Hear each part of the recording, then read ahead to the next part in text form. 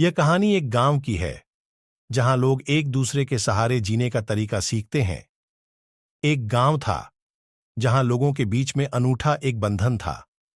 यहां के लोग एक दूसरे के साथ मेहनत करते, सहायता करते और एक दूसरे के साथ खुशियों और दुखों को बांटते थे। इस गांव की कहानी बहुत ही अनोखी थी। एक बार गांव में एक नया आदमी आया। उसका नाम राम था। राम बहुत ही निराशाजनक हालात में आया था।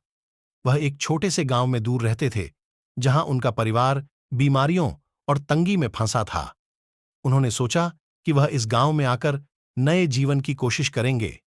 राम गांव में आकर एक आदर्श बनने के लिए प्रयास करने लगे। वे हर काम में मेहनत करते, दूसरों की सहायता करते और सबके लिए प्रेरणा स्रोत बन गए। दूसरे लोगों की खुशियों और दुखों में भी वे सहभागी रहते। एक बार गांव में बड़ा दुख का समय भी आया जब गांव के मुखिया का बेटा अचानक बीमार पड़ गया। उसकी स्थिति गंभीर थी और उसके परिवार को इलाज के लिए पैसों की आवश्यकता थी, लेकिन गरीबी के कारण परिवार के पास इतनी धनराशि नहीं थी। जब राम ने इसे सुना, उन्होंने तत्परता से अपनी सभी बचत की राशि का उपयोग करके परिवार की मदद की। वे नहीं चाहते थे कि इस दुखी परिवार को किसी भी हमारी तरह जूझना पड़े। उन्होंने बचत की राशि के साथ साथ दूसरे गांव वालों को भी अपील की और उन्होंने भी उस परिवार की सहायता की। इस आपातकाल में गांव वालों ने एक बड़ी टीम बना ली। सभी ने मेहनत करके और अपने संगठन के साथ मिलकर इलाज के लिए पैसे इकट्ठा किए। थोड़े समय के बाद बेटे का इलाज हुआ और वह पूरी तरह स्वस्थ हो गया।